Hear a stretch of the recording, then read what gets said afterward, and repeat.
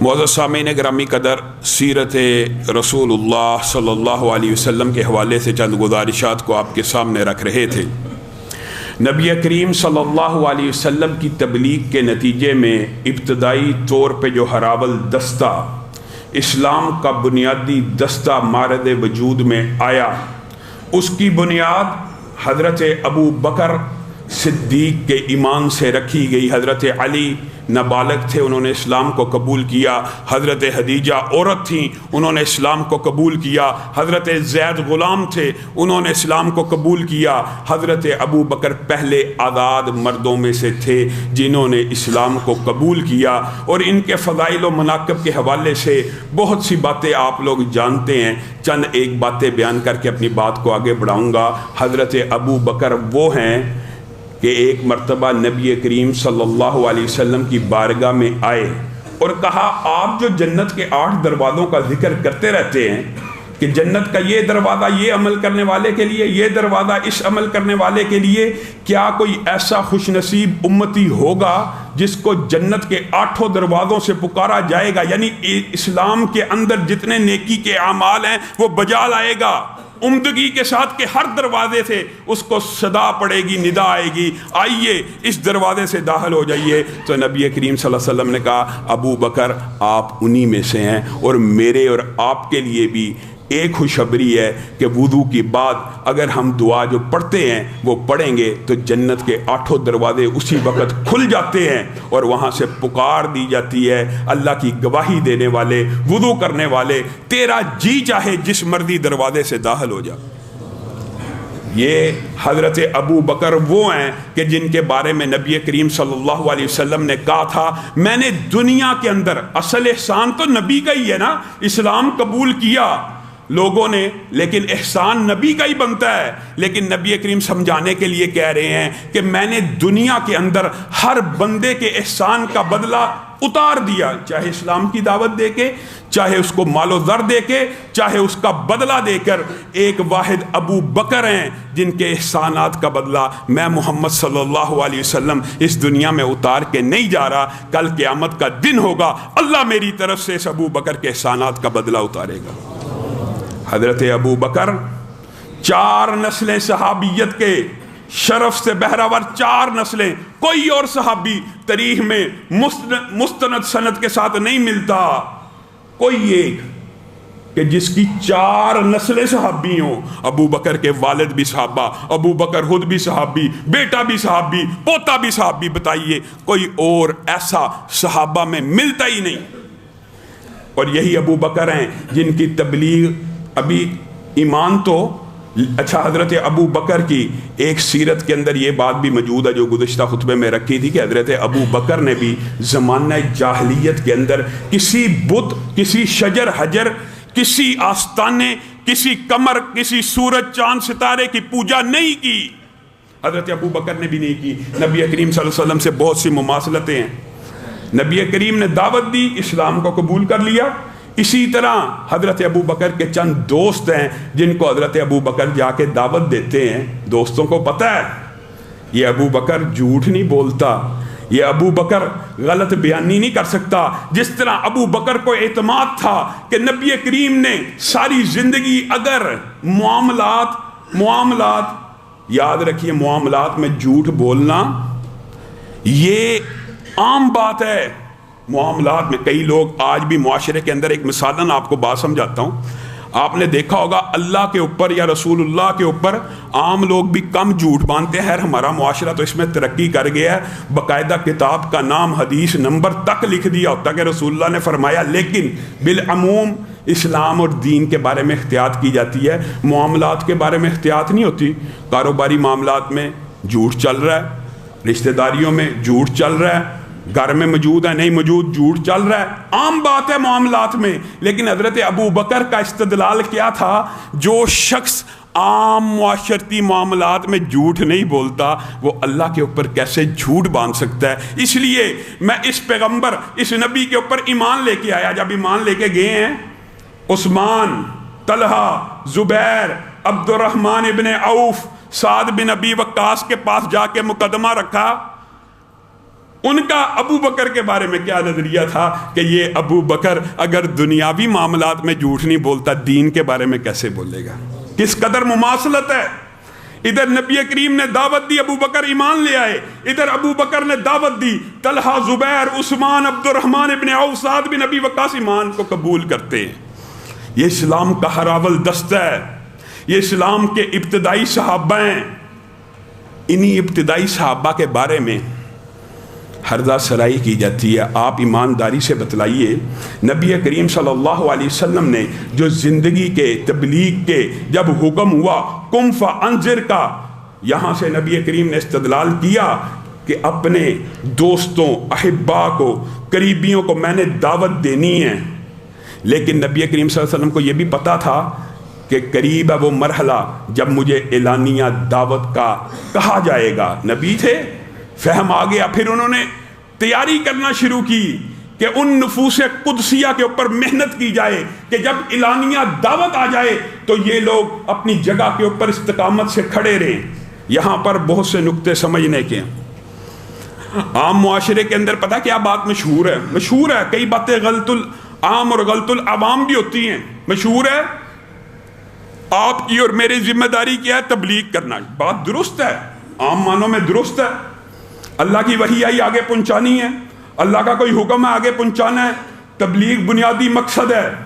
لیکن نبی کریم صلی اللہ علیہ وسلم کی زندگی کے، یہ نبوت کے آنے کے بعد ابتدائی 3 سال کا مطالعہ کیجئے، غور کیجئے، فکر کیجئے۔ اگر صرف تبلیغ کرنا مقصد ہوتا، دعوت دینا ہی مقصد ہوتا، مقصد ہے، صرف کی بات ہو رہی ہے، اگر صرف تبلیغ ہی مقصد ہوتا تو اس کے لیے سب سے بہتر جگہ کون سی تھی؟ خانہ کعبہ۔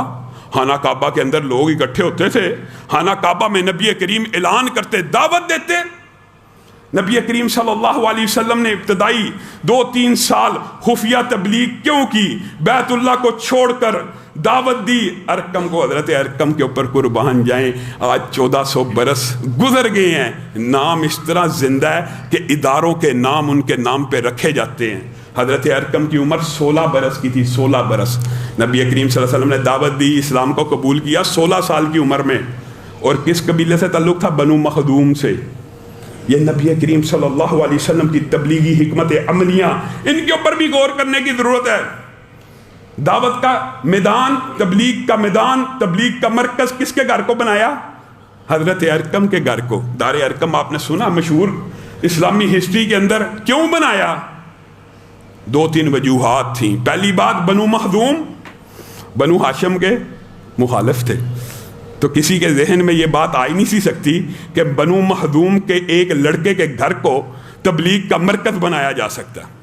یعنی خفیہ تبلیغ کے جو اسباب اور ذرائع مد نظر رکھنے تھے، نبی کریم صلی اللہ علیہ وسلم نے سارے رکھے۔ پھر دوسری بات، حضرت ارقم کے گھر کا انتخاب اس لیے تھا کہ کسی کے ذہن میں یہ خیال ہی نہیں جائے گا کہ ایک 16 سال کا نوجوان اسلام کو قبول کر چکا ہے اور اس کے گھر میں اسلام کے ابتدائی نفوس کی تربیت ہو رہی ہے۔ ہاں، یہ بات یاد رکھیے۔ ایک غلط العوام بات یہ ہے کہ صرف مقصد تبلیغ، اگر مقصد تبلیغ ہوتا تو اسلام کی ابتدائی تبلیغ بھی اعلانیہ ہوتی، خفیہ نہیں ہوتی۔ اس خفیہ تبلیغ میں حکمت کیا ہے؟ میرے بھائیوں، آج دکھ اور افسوس کی بات ہے، اللہ کی قسم اگر معاشرہ صرف یہ بات سمجھ جائے تو معاشرے کے اندر انقلاب آ جائے۔ میں اور آپ سمجھتے ہیں اسلام صرف تبلیغ کا دین ہے، دعوت کا دین ہے۔ دعوت دے ہی جاؤ، دعوت دے ہی جاؤ، شاید تبدیلی آ جائے گی۔ دعوت دینے سے لوگوں کے عقیدے بدل جاتے ہیں، ہم اس بات کے قائل ہیں۔ دعوت دینے سے اسلام پھیلتا ہے۔ آج دنیا کے اندر یہ خوشخبری کی بات ہے کہ مسلمان زوال پذیر ہونے کے باوجود عددی تعداد میں نمبر 1 پہ جا چکے ہیں، جو آج سے 150 برس قبل 8ویں نمبر پہ تھے۔ تبلیغ کی برکات ہیں، اس سے انکار نہیں ہے، لیکن کیا صرف تبلیغ سے اسلام کا غلبہ ہو سکتا ہے؟ کیا صرف تبلیغ سے، صرف دعوت سے قوت نافذہ کا حصول ہو سکتا ہے؟ آپ کیا سمجھتے ہیں اسلام صرف لوگوں کے فرد کی اصلاح کے لیے آیا ہے؟ نہیں، اس کے ساتھ ساتھ اسلام اللہ کی قسم اقامت دین کے لیے بھی آیا ہے۔ اسلام اس دھرتی کے اوپر اللہ کی حدود کو قائم کرنے کے لیے بھی آیا ہے۔ اسلام اس دھرتی کے اوپر هو الذی ارسل رسولہ بالہدی والدین الحق لیظہرہ، اسلام غالب آنے کے لیے آیا ہے. اسلام ایک خطے کو درکار کرتا ہے جس خطے کے اوپر اسلام کی حدود، قیود، نظام، سزائیں، عدل، عدالت، معاشرت، معیشت نافذ کی جائے. آپ نے صرف دعوت اور تبلیغ کو دین بنا لیا، اس کا نتیجہ کیا ہے؟ آج پوری دنیا کے اندر مسلمان ذلیل و رسوا ہیں. کوئی قوت نافذہ جو اسلام کا بنیادی مقصد اور اکائی ہے. نبی کریم اپنے صحابہ کی ٹریننگ کر رہے ہیں کہ آنے والے دن سخت آنے والے ہیں، کڑے آنے والے ہیں. ایک اسلامی ریاست کی بنیاد رکھی جائے گی، اس کے پلرز، اس کے ستون، اقتصادیات سمجھائی جا رہی ہے، معاشیات سمجھائی جا رہی ہے، معیشت سمجھائی جا رہی ہے، جہاد سمجھایا جا رہا ہے، کفار کے ساتھ قتال کی تیاریاں سمجھائی جا رہی ہیں. آپ نے صرف دعوت دعوت دعوت تبلیغ اسی کو دین سمجھ لیا، یہ دین کا حصہ ہے، یہ دین کا جزو ہے. لیکن اس کا نتیجہ کیا ہوا؟ یہ مغرب کا فلسفہ تھا. انہوں نے کہا، یہ پاپائیت کبھی آپ نے لفظ سنا ہوا؟ انہوں نے کہا یہ پادری جو ہیں یہ ہمارے ریاستی امور میں بڑی مداخلت کرتے ہیں، ان کو الگ کر دیا جائے، سسٹم الگ ہونا چاہیے. آج وہ فلسفہ، آج وہ فکر امت مسلمہ میں ایسی آئی ہے کہ کوئی مذہبی رہنما یا مولوی ریاست کے حوالے سے، سیاست کے حوالے سے، دینی اقدار کے حوالے سے، معیشت کے حوالے سے، انتخابات کے حوالے سے آپ کے سامنے اسلامی نقطہ نظر رکھے. اور مولوی صاحب آپ کا سیاست کے ساتھ کیا لینا دینا؟ اللہ کی قسم یہ باطل کا فلسفہ، یہ مغرب کا نظریہ آج دماغوں میں اس طرح راسخ ہو گیا ہے کہ مولوی اور مذہب پسند کا سیاست کے ساتھ کیا تعلق ہے؟ اسلام دین نہیں ہے، اسلام نے سیاست کو ایڈریس نہیں کیا. یہ کتنے دکھ اور افسوس کی بات ہے. مسجد میں تو رسول اللہ میرے اور آپ کے امام ہیں، مسجد میں رسول اللہ امام ہیں، روزے میں امام ہیں، عمر حج میں امام ہیں، عبادات میں امام ہیں. لیکن جیسے ہی بازار میں چلے جاؤ، تجارت میں امام کوئی نہیں. تجارت میں سود چلے گا، تجارت میں جھوٹ چلے گا، سیاست میں امام کوئی نہیں. یہ کہاں سے فلسفہ آیا؟ رسول اللہ صلی اللہ علیہ وسلم مسجد کے بھی امام ہیں، بازار کے بھی امام ہیں، بازار کے بھی امام ہیں، ریاست کے بھی امام ہیں، ریاست کے بھی امام ہیں، پارلیمنٹ کے بھی امام ہیں. یہ کہاں سے فلسفہ آیا کہ پارلیمنٹ بے ایمان ڈاکو چور لٹیرے چلائیں گے؟ یہ فلسفہ کہاں سے آیا ہے؟ آپ کے اور میرے اندر یہ فلسفہ اس قدر راسخ ہو چکا ہے. اور یار یہ سیاست، یہ پارلیمنٹ، یہ انتخابات، یار یہ چوروں لٹیروں ڈاکوؤں کا کام ہے. چوروں لٹیروں ڈاکوؤں کا کام ہے تو پھر آج چیختے اور چلاتے کیوں ہو؟ تم نے خود چور لٹیروں کو اپنا امام بنایا، اپنے سروں پہ بٹھایا. اللہ کی قسم اسلام کی بنیادی عقائدوں کے خلاف یہ مزاج ہے. نبی کریم صلی اللہ علیہ وسلم بتائیے، قرآن پاک میں آیت نہیں ہے بلغ ما انزل الیک؟ آیت تھی. نبی کریم صلی اللہ علیہ وسلم نے کیوں خفیہ رکھی دعوت؟ ہاں، نبی کریم صلی اللہ علیہ وسلم وہ تربیت کرنا چاہتے تھے. اللہ معاف کرے، یہ کہنے کا مطلب نہیں ہے کہ نبی کریم نے آئیڈینٹیکل لوگ پیدا کیے اپنے جیسے. نبی کریم سے کم تر تھے، بہت ہی کم تر تھے. لیکن اللہ کی قسم دنیا میں نبیوں کے بعد سب سے اعلیٰ یہ نفوس تھے جن کی نبی کریم تربیت کر رہے تھے. اور تربیت ایسی عمدہ ہو رہی ہے. آپ اس ابتدائی گروہ کے اوپر، ان ناموں کے اوپر غور کیجئے. یہ بھی غلط الامام ایک بات ہے، بالکل غلط الامام ہے. غلط اور عجیب بات ہے. کیا کہا جاتا ہے؟ اسلام کو ابتدائی طور پر غریبوں نے قبول کیا تھا، کمزور لوگوں نے قبول کیا تھا، پسماندہ طبقے نے قبول کیا تھا، ان میں سے بھی بعض افراد نے قبول کیا تھا.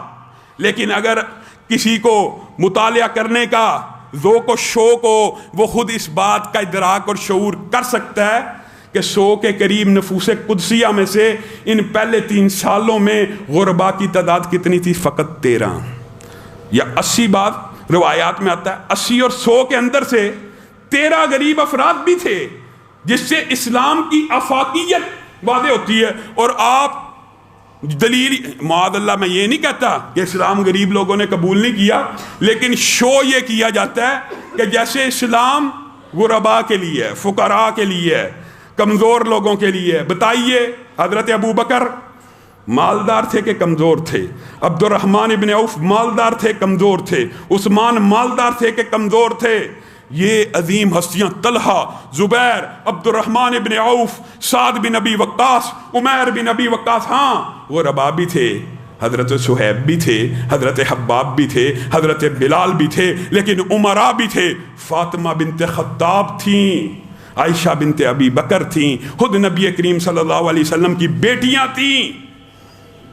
یہ اسلام کا ابتدائی عتبہ بن غزوان تھے، یہ ایسے امیر کبیر ہر قریشی قبیلے میں سے، اور یہ ڈائیورسٹی تھی، یہ بات نہیں کہ بنو ہاشم میں سے سارے آگے، ڈائیورسٹی ہے، امیر بھی ہیں غریب بھی ہیں، ہر قبیلے اور کنبے سے تعلق رکھنے والا یہ ابتدائی گروہ جب نبی کریم صلی اللہ علیہ وسلم کی دار ارقم میں ٹریننگ لے رہا ہے، نبی کریم صلی اللہ علیہ وسلم نے توحید کے بعد سب سے پہلی دعوت اس دور میں بھی، یہ بھی بعض لوگوں کے ذہن میں مغالطہ ہے، اتنے اشکالات آپ نے پڑھا ہی نہیں کہ شاید 10 نبوی کے بعد نماز فرض ہوئی ہے، 10 نبوی کے بعد نماز کا اجرا ہوا ہے، سب سے پہلے توحید آنے کے بعد جبریل امین آسمان سے اترے، نبی کریم صلی اللہ علیہ وسلم کے سامنے وضو کیا، نبی کریم صلی اللہ علیہ وسلم کے سامنے 2 رکعت نماز کو ادا کیا اور کہا اللہ نے مجھے ایسی سکھائی ہے، آج کے بعد آپ نے ایسی پڑھنی ہے۔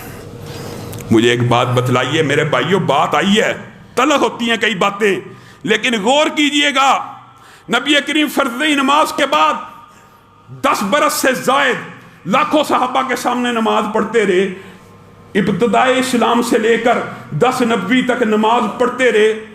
نماز اعلانیہ پڑھی جاتی ہے، فرضیت کے بعد تو ویسے ہی اعلانیہ تھی، فرضیت سے قبل بھی صحابہ اس کے شاہد تھے۔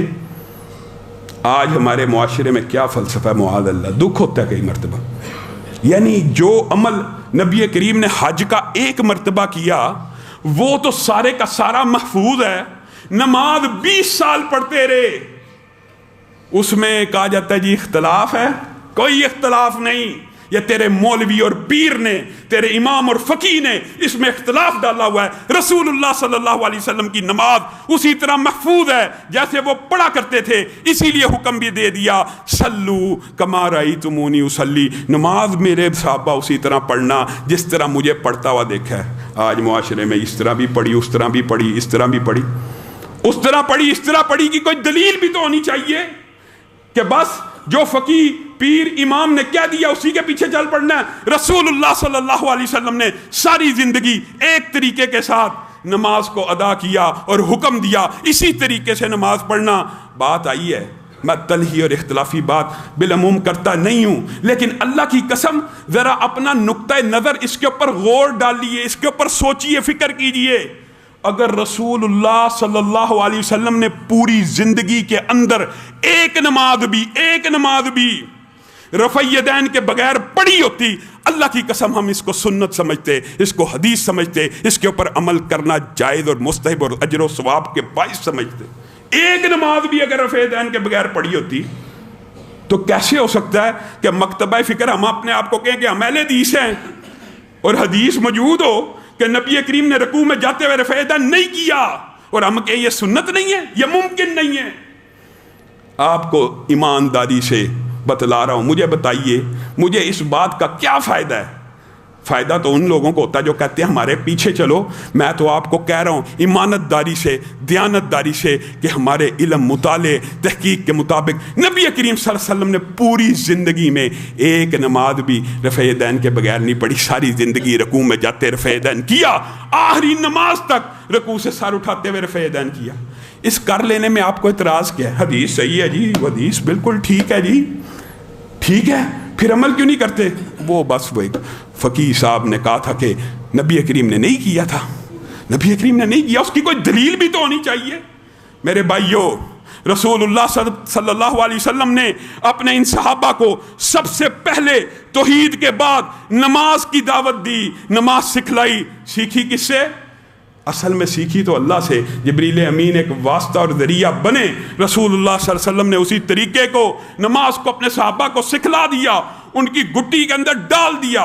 میں اور آپ یہاں پہ بھی رکیے، غور کیجئے، نماز دین کا ایک ایسا ستون ہے کہ بعض لوگ یہ سمجھتے ہیں یار نماز نہ بھی پڑھو، انسانیت کی خدمت کرتے جاؤ، یہ کام کرتے جاؤ، نماز جب دل کیا پڑھ لی، جب دل کیا نہ پڑھی نہ بھائیو، اللہ کی قسم نماز دین کا ایسا ستون ہے جو کفر اور اسلام کے مابین فرق کرنے والا ہے، کفر اور اسلام کے مابین فرق کرنے والا ہے، اور اس بارے میں متعدد حدیثیں موجود ہیں، ائمہ کے اقوال موجود ہیں۔ شکر ہے اس بات کے اوپر اجماع امت ہے کہ عادی بے نماز، ایک ہوتا ہے ایک دن میں 5 پڑھتا ہے، اگلے دن 5 پڑھی، ایک دن ایسا آیا 4 پڑھ لی، اس کو عادی بے نماز نہیں کہتے۔ پھر اگلا دن ہوا اس نے قضا ادا کر لی، 5 پوری کی، یہ عادی بے نماز نہیں ہے، یہ وہ ہے کہ جو اپنی نمازوں میں غفلت برتتا ہے، اس کے لیے ویل کی گھاٹی ہے، اس کے لیے بھی عذاب ہے۔ لیکن جو عادی بے نماز ہے، آج 5 پڑھی، کل پرسوں پڑھی ہے ایک نہیں، پھر کئی دن گزر گئے، ایک دن 3 پڑھی ہیں، ایک دن 2 پڑھی ہیں، پڑھتا ہی نہیں۔ اور ایک وہ ہے جس نے عقیدہ ہی بنا لیا ہے کہ نماز پڑھنا ضروری نہیں۔ جو بندہ اس عقیدے کا حامل ہو، اجماع امت ہے، کوئی حنفی بریلوی اہل حدیث میں اختلاف ہی موجود نہیں، جس بندے کا یہ عقیدہ ہو نا، یہ بعد میں صوفیوں نے اختلاف بنایا ہوا کہ نماز نہ بھی پڑھی جائے، خدمت انسانیت کر دی جائے، دیگیں دے دی جائیں، بکرے دے دیے جائیں، سارے گناہ معاف ہو جاتے ہیں۔ یہ صوفیوں کا مذہب ہے، یہ اسلام کا دین نہیں ہے۔ بریلوی دیوبندی اہل حدیث اس بات کے اوپر متفق ہے، جس بندے کا یہ عقیدہ ہے نا کہ نماز اسلام کا ستون نہیں ہے اور نماز نہ پڑھنے سے دین اسلام میں کوئی فرق نہیں آتا، وہ بندہ دین اسلام سے خارج ہے۔ اجماع امت ہے، اجماع امت ہے۔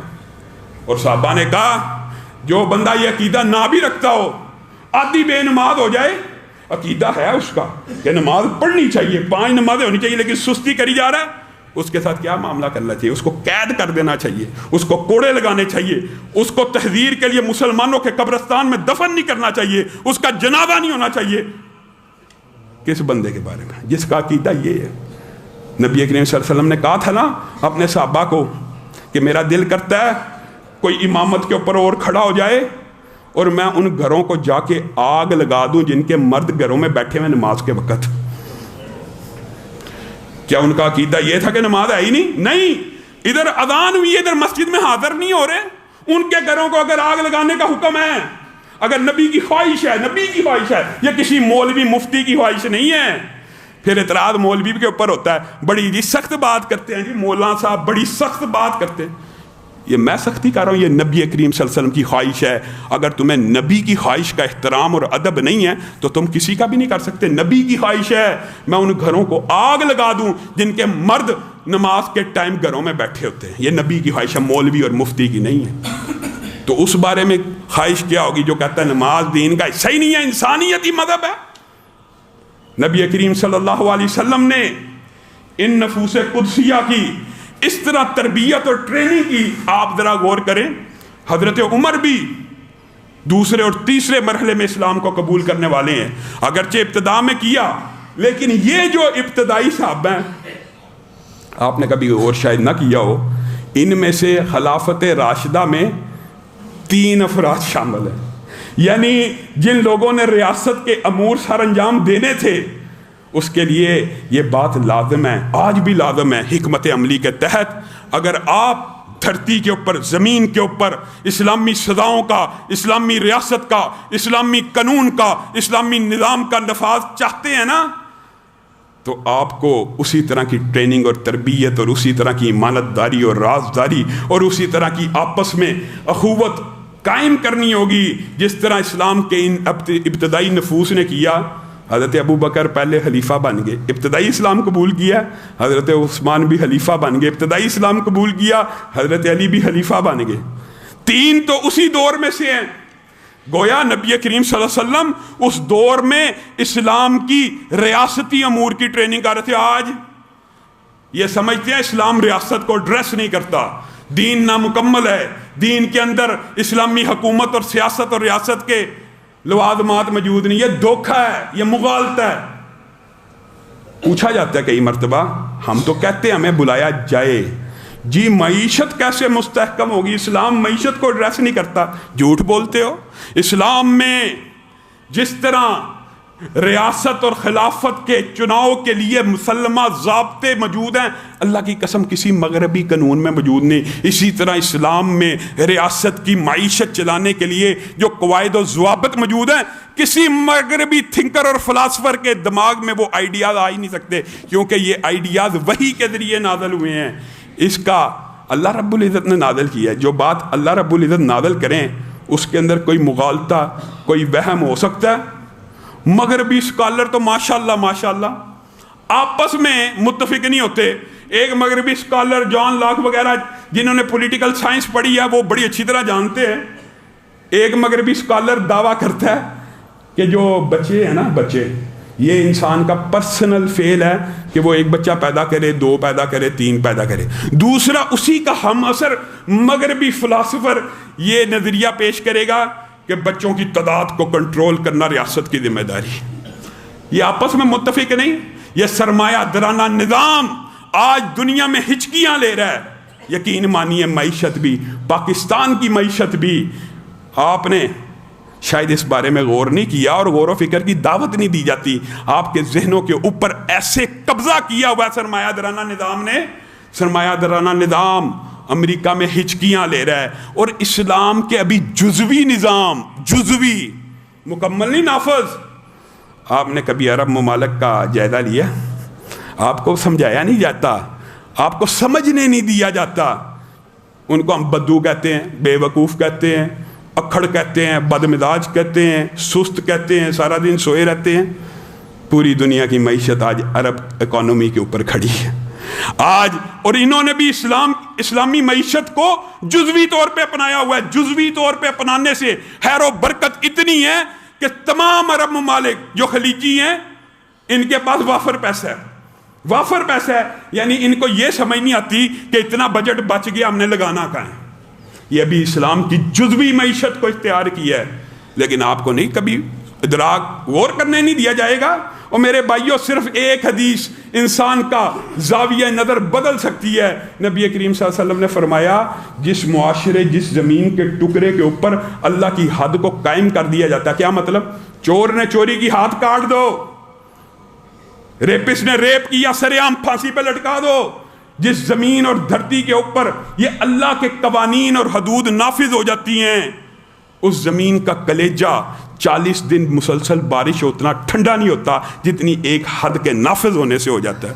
آج ہم حدود اللہ کے مخالف جی وحشیانہ سزائیں، اللہ رب العزت جو کہا گیا، جو سنا گیا، اس کو سمجھنے کی توفیق عنایت فرمائے۔